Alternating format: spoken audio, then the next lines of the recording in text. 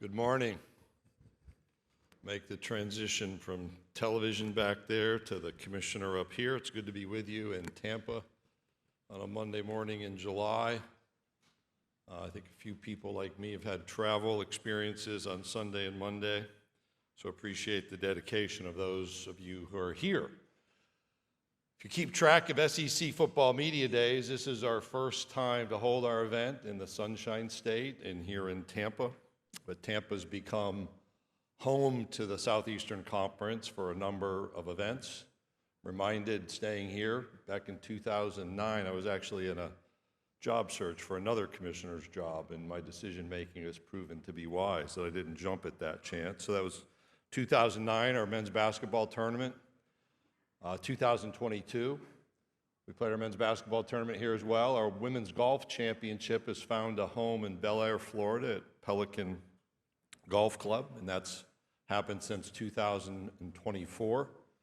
The ReliaQuest Bowl is one of the longest standing relationships we have in the Southeastern Conference, and we added the Gasparilla Bowl to our postseason inventory just a few years ago. And we actually look forward as well to the College Football Playoff National Championship returning here to Tampa in 2029.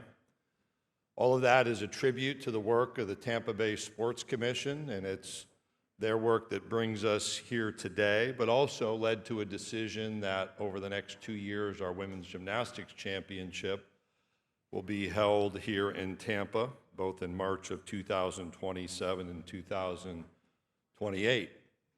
Last night, we started the week with a fan fest at Benchmark International Arena, which the Sports Commission helped facilitate, and their great work in planning, organizing, and supporting events is what made it appropriate for us to make the move here to Tampa this year. We also appreciate the staff of both the Tampa Marriott Water Street and the JW Marriott for their hospitality through the week.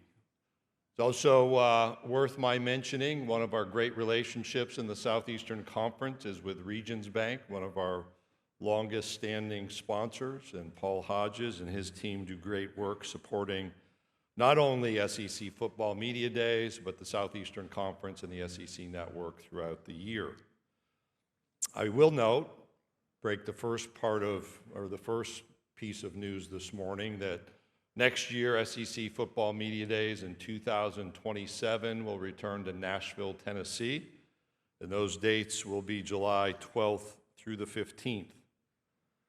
Before I jump into the issues of the day, I think it's worth taking a moment to recognize what has been accomplished by the student athletes, our universities, our coaches, and our administrators during the preceding year, in part because the 2025-2026 academic year is going to be one of those years that serves as a defining chapter in the history of college athletics.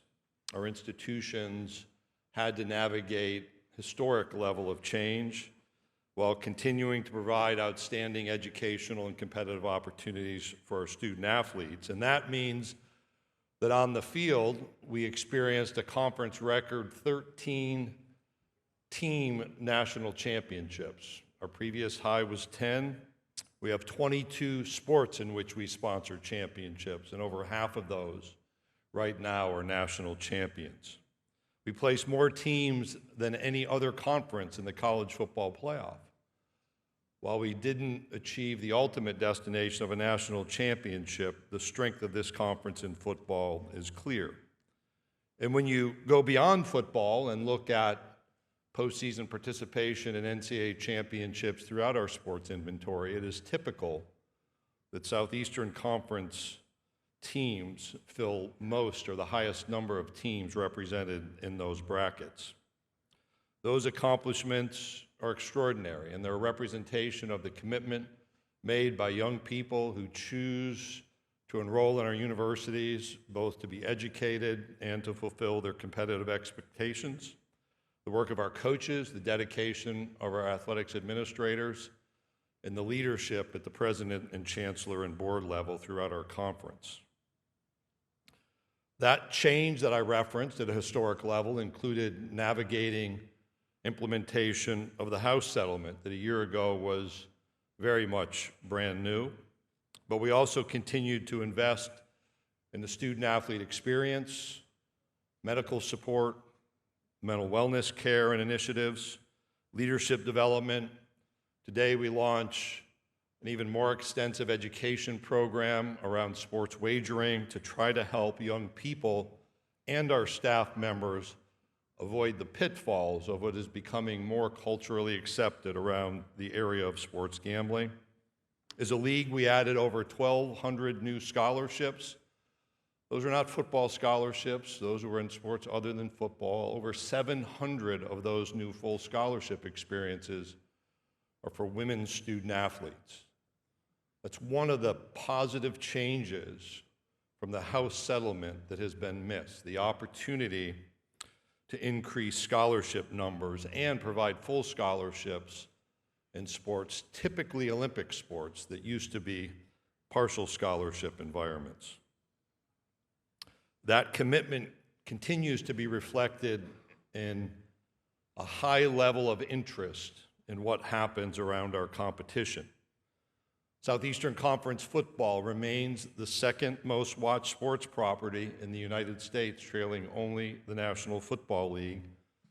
And we account for just over 40% of the live viewership hours consumed among the four major conferences. Our football programs draw an average of 80,000 fans per game. That's our average number. And this was the stat of my summer. That's the highest average attendance for any sport league in the world. And we're national leaders in attendance in just about every other sport sponsored by the Southeastern Conference. Across every measure, interest in our league continues to grow. And that's attached to the work of those leaders on our campuses whom I cited a moment ago. These and other achievements provide a solid foundation for our present and our future, but they're not our destination, because we know that success brings with it responsibility. Our responsibility isn't simply to celebrate victories and championships. Our responsibility is to provide leadership, the leadership needed to preserve the values, the opportunities, and competitive integrity that have made college athletics so meaningful for so many generations. It's that responsibility and the decisions required to fulfill the responsibility that are my focus this morning. And one of our greatest responsibilities is to establish a stable national framework for college athletics. For more than 6 years, those of us in the conference office, the leaders on our university campuses, Southeastern Conference student athletes, and policymakers have worked in good faith seeking the return of national standards through federal legislation. These efforts have demonstrated not only how complex these issues have become, but also have reinforced my belief that congressional action remains a needed path to provide that long-term stability. At its core, it sounds like a straightforward objective: one national standard, a national framework with rules that can be consistently enforced, because student athletes, coaches, and universities deserve to compete under consistent standards regardless of geography. Over and over, our student athletes tell us the same thing. When they line up for kickoff, tip-off in a basketball game, first pitch in the spring, or when they put their feet in the starting blocks at a track meet, they want to know that every competitor from other teams, from different campuses across different states, that those competitors are being held to the same standards that apply to them. Among all the press releases, legislative drafts, committee hearings, and political commentary, that message from our student athletes, to me, is the clearest message we have heard. Hold everyone to the same standard. Now, the reality is, just turning on the news this morning, you're reminded that Congress and the federal government have no shortage of critical issues competing for their attention. And we appreciate the bipartisan work of members of the House and Senate and the interest from the President and his administration in working to address the future of college athletics. Through the fall, the winter, and into the spring, that bipartisan work produced a focus in the House of Representatives on the SCORE Act. And earlier this summer, Senators Ted Cruz and Maria Cantwell introduced the Protect College Sports Act. And I want to be clear that we appreciate the tremendous efforts that have gone into these legislative drafting initiatives. And we're engaged specifically now in ongoing dialogue around improving the Protect College Sports Act. I also want to note, because he's one of the senators in our footprint, the engagement and the work of Senator Schmidt from Missouri.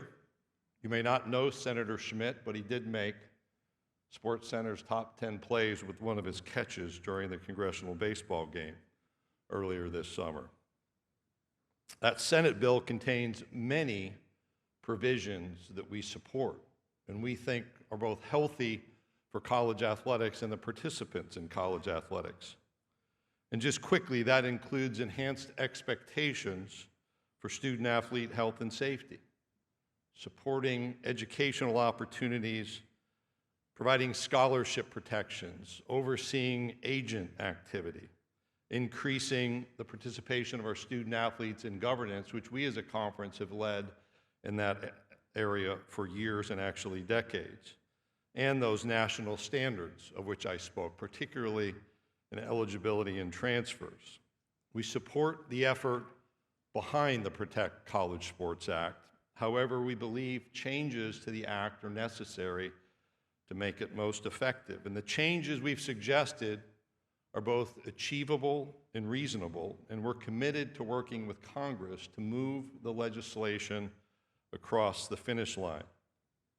There are 4 principles that we believe should guide this legislative effort at this time. The first is about those national standards, which must be enforceable. If Congress establishes national rules, individuals and organizations who comply with those rules should not be subject to litigation simply for following the law. Without meaningful legal protections, we risk the continuing cycle of uncertainty that has been part of our challenge in college athletics in recent years. Second, the framework should be truly national. The legislation moves us in the right direction, but it should more fully replace the growing patchwork of state laws that are conflicting and create competitive differences based upon state borders. Remember that quote from our student athletes. We just want to know that others are held to the same standards. Third, transparency and accountability are essential. Rules governing name, image, and likeness activity are only effective if they can be enforced. And that requires meaningful transparency so everyone operates under the same expectations and the same level of accountability. Without it, loopholes undermine that competitive fairness expectation. And then fourth and finally, the legislation should treat similarly situated organizations equally while preserving institutional choice. Whether discussing conference structure or media rights, federal law should establish fair and consistent standards, not different rules for different organizations, and should preserve the voluntary decision-making rather than mandating outcomes. The areas of concern that we've identified, and every time I write a memo on this, I find it posted soon on social media, so we offered 10 common sense suggestions that track on those 4 principles. Those 10 concepts are not SEC issues. Those are changes that we believe benefit all of college athletics in providing a national solution. Our recommendations are intended to help Congress achieve what our student athletes, our universities, and our fans desire, that one national framework with meaningful protections for student athletes, enforceable rules, fair competition, and providing long-term stability. If Congress is going to act, and again, I believe it should for the reasons identified, we have one opportunity to get this legislation right. If Congress passes a bill and it's signed into law, we won't be returning to D.C. in a year or two asking and receiving help to correct the gaps that exist. That's why it's important that these common sense areas be addressed now before the bill becomes law. But for us, federal legislation is only one part of our responsibility. The same principles that we talk about guiding congressional decision-making should also guide us every day. Over the past year, there's been considerable discussion about the format of the college football playoff. In fact, if I'm honest, I'd suggest that since the college football playoff was created, there's been considerable discussion about the future format of the college football playoff. That helps you fill space, right? Those conversations are important, but our approach has remained consistent. We're not necessarily interested in finding the easiest path. We are focused on finding the right path for college football. Leadership sometimes is not about having an immediate answer. Leadership is about asking the right questions before making decisions that shape our future. And some decisions are so important that taking the time needed to let the important questions be answered is the right step. And the need to have the right information should properly inform our decisions. And some of those important questions that remain for us is, how do we preserve and build the value of the regular season? That is a judgment-based answer that we continue to consider and research. We also need to know, what is the actual interest from fans and from media entities in an expanded college football playoff? How do we respect the academic calendar and respect the well-being of our student athletes? When we went from 4 to 12, those questions were answered during the consideration process. How do we create a postseason that rewards excellence while strengthening the long-term future of the sport and providing postseason competitive opportunities that are meaningful? And I'm certain to be asked, the last one, what happens to conference championship games in the sport of football if the playoff expands further? Those questions and others rightfully do and should guide our conversations, and each deserves thoughtful answers, not assumptions, and not incomplete information. But we do need to bring this conversation to conclusion in short order so we can move on and focus on the future of the game. This same principle-based decision-making helped guide the Southeastern Conference when considering a 9-game football schedule, which begins this season. Now, we and I recognize that a 9-game Southeastern Conference football schedule, coupled with our expectation that we maintain a high-quality non-conference opponent, creates one of the most, in fact, I'm going to scratch what I wrote, it creates, without question, the most demanding sets of football schedules in all of college football.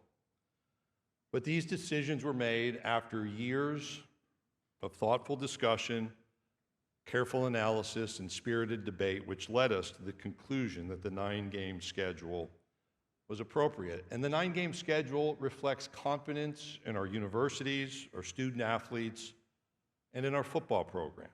It preserves great rivalries, historic rivalries, many of which are played every year.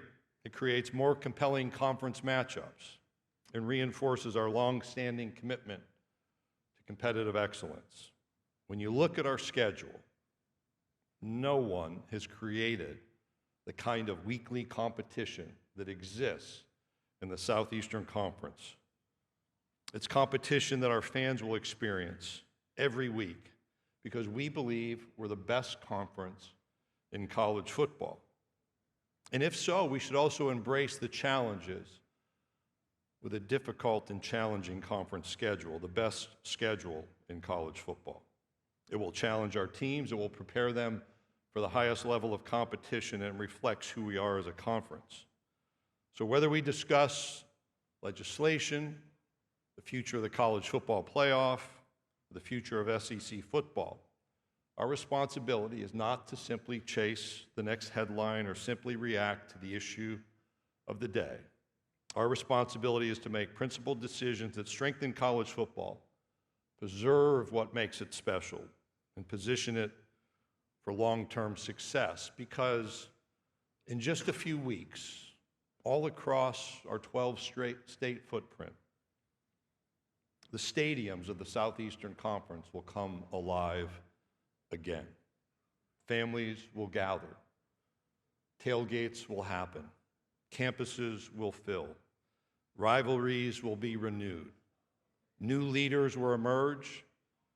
New champions will be crowned. And we're at that time when every season begins with a thought of hope and possibility. And our responsibility is to preserve everything that makes those moments possible. Before I conclude and we turn to questions, I do want to take a moment because we're reminded as things happen rapidly in our lives that as the years go on, we lose some people who are special to us. And we experience that with members of the media who would normally be with us today, but we lost during the past year. Wes Rucker first was a Knoxville sports journalist who provided extensive coverage of the University of Tennessee athletics for over 2 decades. Joey Knight was here in Tampa, a longtime sports writer for the Tampa Bay Times and the Tampa Tribune. He covered the Tampa Bay area sports scene for over 3 decades, and we lost both Wes and Joey back in February. We also lost Philip Marshall. Philip covered the SEC, mostly Auburn's athletic program, for more than half a century. In fact, Philip goes back to the days of the SEC Skywriters Tour, the predecessor of SEC Media Days, back as early as 1977. Respect the work you do. Sometimes it's tough, but we mourn the losses of your colleagues. And I want to say thank you to each of you, no matter what questions you might ask, for joining us over the next few days. I want to say thank you to the SEC staff, who kind of go from event to event and never losing the focus on the importance of supporting outstanding experiences. We are here as staff to make your media days successful, and please call upon any of us if we might help you do better in engaging in your work. And with that, as is our tradition, I'm going to turn to Kevin, who moderate questions, but I will note that this is also the reminder that Bob Holt used to be quick right up here with that first question, another reminder of someone special to us all. So Kevin, take it away. Thank you, Commissioner. If you have a question, raise your hand. We have Tommy, Jalen, and Kaylin with microphones.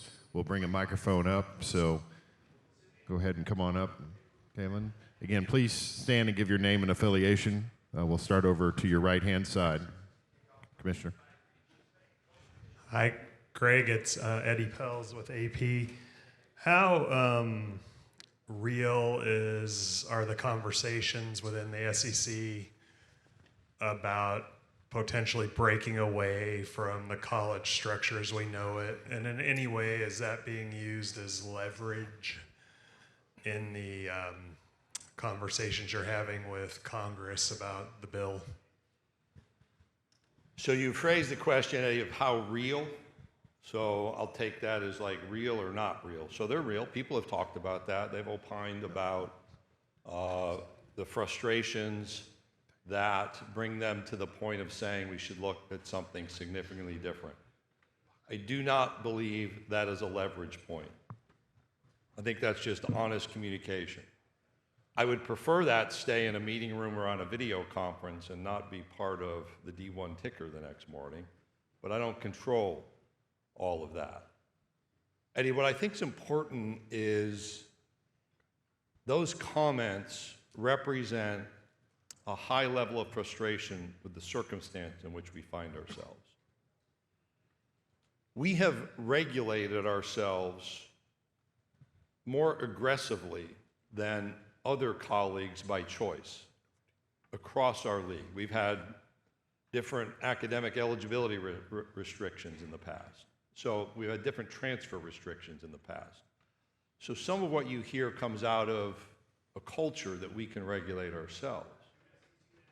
But the frustration that exists is when you go to a meeting 8 years ago and we want to change the volunteer coach rule in a Division I setting, and the Division I membership can't see their way through change, and so that creates risk. I think some of the transition into this 5-year eligibility model, that it happened when it did and the way it did, that magnifies frustration. We went through a college football playoff discussion for years and introduced a 12-team playoff where it just sat because colleagues couldn't move. And they had reasons, but those reasons really didn't resonate. And so understand that beneath the observation is frustration. But I also know the pride with which I spoke of 13 national championships, and there is meaning and value, and I do think a national expectation that we participate in a national organization. But that national organization must function in a healthy manner. Otherwise, that simmering will continue. Okay, we'll go down in front of me, third row. Kirk. Kurt Bowles from the Houston Chronicle, Greg. Speaking about the ninth game, what's your degree of confidence, if any, that the selection committee will consider that metric very heavily? And how much do you feel like your head coaches are embracing that challenge? Well, they're here. So the fact that our head coaches are here tells me they're embracing the challenge. I'm actually one who believes competitors want great challenges. And I'm unapologetic about that reality. As it relates to the College Football Playoff Selection Committee, we have heard about strength of schedule, strength of record. I think there were some references for strength of conference. We had what I'll call an unsatisfactory conversation with members of the College Football Playoff staff and some of their advisors in Destin. That's rehashing from a couple months ago. That's not a secret. And that's a reminder of that process needing to continually improve. So my confidence is that people will act with integrity. I do think we have questions about the understanding of the strength and rigor associated with competing in the Southeastern Conference. Commissioner, we'll go over on our far right-hand side alongside the wall. Hey, Commissioner, Steve Moulton, 97.7 ESPN The Zone. One of the key words coming out of the spring meetings was transparency. You referenced it in your opening statement. Has there been a thought or a conversation about inside the conference, school to school, that the conference be more transparent so at least they know what is going on inside? So from a transparency standpoint, Eddie asked me a question that was a conversation that wasn't meant to be transparent, so I think natural transparency seems to be taking place, but I'm not certain if I know what particular topic. Not everything that we discuss is simply going to be published, and in fact there are reasons for confidentiality. You have the freedom to ask me anything this morning, so I'll be as transparent as I can be in this moment. How's that for an answer? Okay, we're going to go here on our left-hand side. Coming I do right get to behind you. decide what I answer, though. So, Go here. Commissioner Mike Griffith from the Atlanta Journal-Constitution. You've obviously done your due diligence on the 16-team playoff model. What are some of the hurdles or some of the things that you need to be informed on to consider the 24-team playoff model? I went through that list in the midst of my remarks, so I won't rehash most of those. We don't have any idea at this point of the clear media interest in an expanded playoff. We do have an understanding of what happened when we went to 12, and we considered other formats. So that's one. Second is the calendar is challenging. There is a line embedded in the current version of the Protect College Sports Act that the football season be fully completed by January 8th. If you think through the implications of particularly that date, remember the American Football Coaches Association introduced that idea, produced a frustrated phone call from me to Craig Bowl about the lack of consultation. But you have to find places to play the games. And you have to think about whether overlap of those games when they're played is acceptable or not. I tend to think the access point is important for young people. And as we've had conversations in smaller groups, they can answer, I'd rather have a chance than not have a chance. But there are limits on the number of games that you can play over time. So answering that first smaller set of, the first set of points in my remarks is fully on my mind. That smaller set of points hopefully filters it a bit more. Commissioner will go in the section in front of me about 3/4 of the way back. Yeah, Jason Caldwell, 24/7 Sports. Transparency's been a term thrown around this morning, and accountability too. Where does that fit in with officiating, with the calls, the questionable calls that have happened the last couple of years? Is there any plans to create more transparency for calls either during or after games to provide some clarification?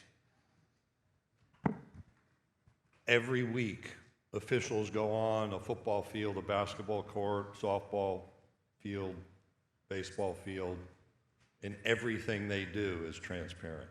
Everything they do is transparent. You can't hide if you put on an officiating uniform. We've added, in fact, we've been the innovators in replay with the motivation to get it right. That provides transparency as well. In fact, we're the conference that implemented at the collegiate level in our tournament the automated balls and strikes format. Can't be any more transparent than that reality, and we've pushed that to seek the opportunity to allow that in the regular season. We'll continue to do that. There are limits to transparency. When an error is made in a game, scholarships are not pulled for a player for one incident. They don't lose their starting job. And so every week we provide feedback to officials. We don't publish that. I also have a great deal of respect for people that are willing to put themselves in the venues of the Southeastern Conference to conduct that activity. And I think we have found a reasonable balance. Reasonable people can disagree with that. But the elements and the steps, the elements that we've added and the steps we've taken to try to get it right are evidence of our motivation and our willingness, quite candidly, to be transparent. We'll stay in the center aisle over to our right-hand side on the aisle. Yeah, Greg, Barry Trammell with the Tulsa World. You mentioned the conference championship game. It appears all your colleagues are ready to just lop their championship game pretty easily. Clearly, the SEC is not, but how much can you hang on to that championship game format if every other conference is willing to cast it aside? I'd have to go back and figure out the number of years we did it on our own when conference championship games were initiated. So making our own decision, that I was going to guess 4. That's okay. And in fact, the majority didn't flip in our direction for probably about a decade. I think even the move to 12 has created pressure around championship games. And we've talked through the factors that support the pro list, and we've talked about some of the con list, if you will, the negatives that need to be considered. And we have some time. We will have a conference championship game the first Saturday in December of 2026. We have contracts and plans in place well beyond that, but we have time for consideration. And one of the factors for us is what will happen with that college football playoff. Commissioner, we'll go over here on the left, front row. Morning, Commissioner. Michael Gittins, War Report, Auburn. You said that everything that the officials do is transparent, but what feedback have you gotten from your coaches and your presidents about the officiating processes? Do they feel like it's going well and that it's transparent? Are they receiving the information that they're asking for after the games? Can you explain that process? Absolutely. Our coaches have the opportunity to submit plays for review. That information is evaluated and communicated back to our campuses. The expectation is that information, the back and forth, be communicated in a confidential manner. So that is not transparent. I'm being transparent about that, by the way. That's the deal. When I talked about transparency, there are no editors in officiating unless you consider replay to be editors. And so you're in real time between 12 and 48 cameras in football evaluating your performance. And is everyone happy all the time? No. But I saw that yesterday during the World Cup. I saw it last week and the week before during the World Cup. I saw it during the NBA playoffs. I've watched it with ABS in Major League Baseball. We have humans making instant decisions in a dynamic situation. And I think our officials do a remarkably effective job at managing those situations and those decisions. Imperfect though it may be.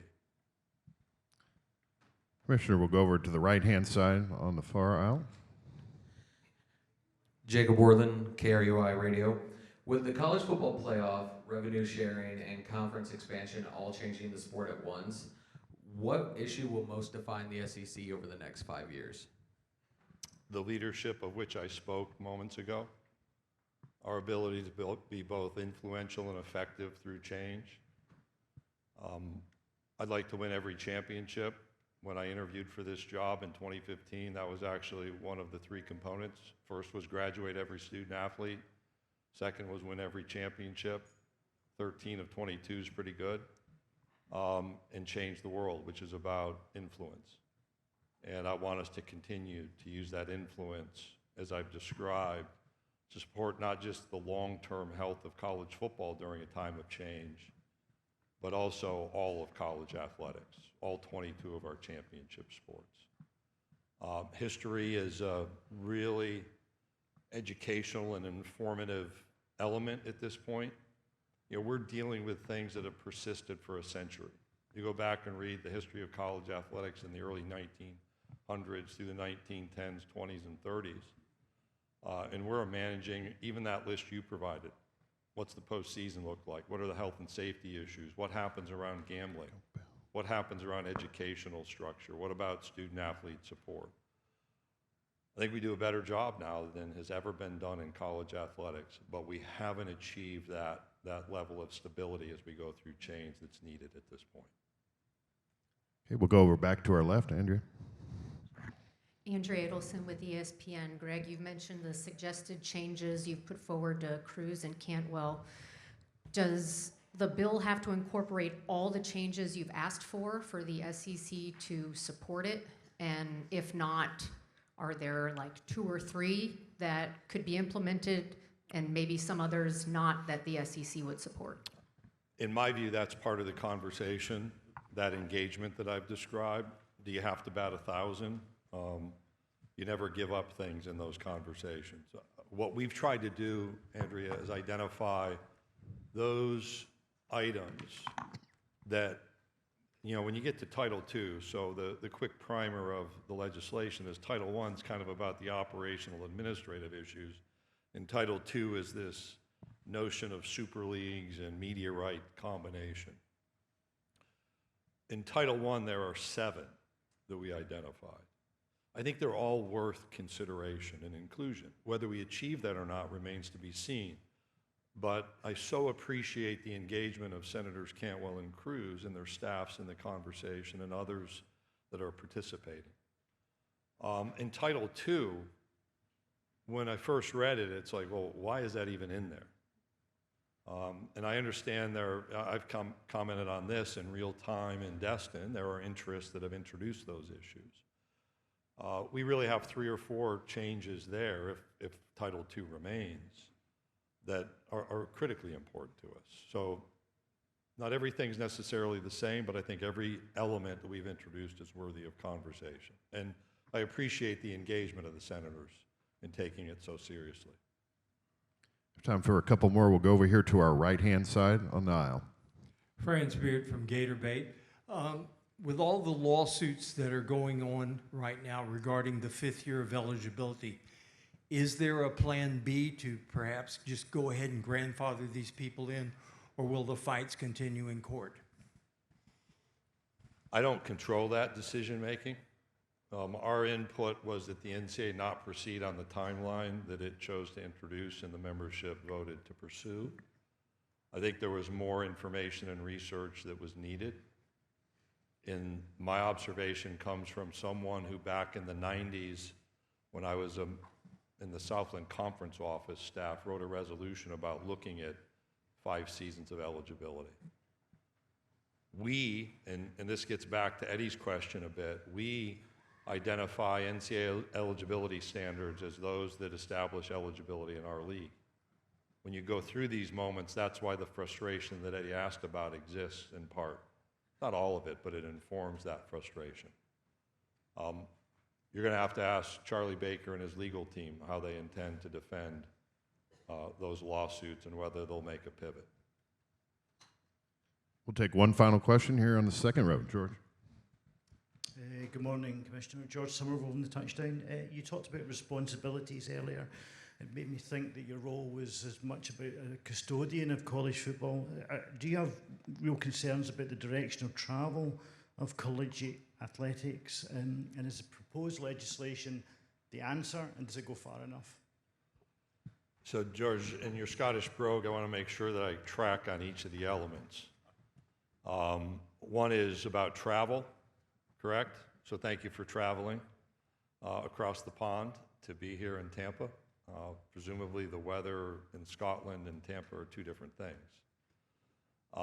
When we've made decisions, we can only represent the decisions we've made. We have looked at travel, and whether that's the expansion in the early 90s, the early 2010s, or the most recent expansion, our longest journey when we were at 14 was Columbia, South Carolina to College Station, Texas, and now it's Columbia, South Carolina to Austin, Texas, which is 5 or 10 minutes on an airplane. So we have continued to think about travel. In fact, I think one of the advantages present for Southeastern Conference members, for coaches, and for our student athletes is you're not spending hours and hours and hours journeying cross-country across 4 time zones to compete in your league. It's Eastern and Central Time in 2 hours or less. So that's my answer to the travel piece. Is the legislation really what you're asking, what I would have drafted had I been given the pen solely? No, but that's part of the legislative process, the back and forth. Our feedback, the feedback that I identified, the common sense issues we've identified are an indication that we think there need to be adjustments made. And then the issue of custodianship. So usually the way that question is asked of me, it is asked, well, you're the commissioner of the SEC, and that's all you think about. And the SEC keeps me up at night. And it's why I have less hair and grayer hair than I had when I stood in this podium in Birmingham in 2015. But I've said over and over, there are situations and circumstances and decisions where maybe that's not what the Southeastern Conference membership wanted initially, but we worked through our thinking because it was better for all of college sports. We pushed for a move away from equivalency scholarships previously. Those 1,200 full scholarships I talked about, yep, it costs some money, but that's good for college athletes. That's good for our Olympic athletes. The volunteer coach legislation we introduced, $300+ million settlement later, turns out that would have been a good idea for college athletics. I fully understand the responsibility that comes with this role. I didn't understand it when I was commissioner of the Southland Conference in Division I, even though I had responsibility beyond the borders of my league. And I hope to be both, using the words I used earlier, influential and effective. Yes, unapologetically for the Southeastern Conference, but with the recognition that national competition, the ability to hold a national championship trophy up, compete against colleagues from different states in an equitable fashion, and achieve the mountaintop of a national championship, that has meaning. And we're challenged now to keep our focus on that reality. That's about, in part, being a custodian, and that is a responsibility I recognize. Commissioner Sankey, thank you for your time this morning. Thank you, Kevin. Again, thanks. Ask our staff if we can be of help. I'll probably see you in the hallway, and I'll run away rapidly from your questions, but I know I'll have the opportunity to interact with a number of you through the week. So we'll be back shortly with the start of our coaches rotation.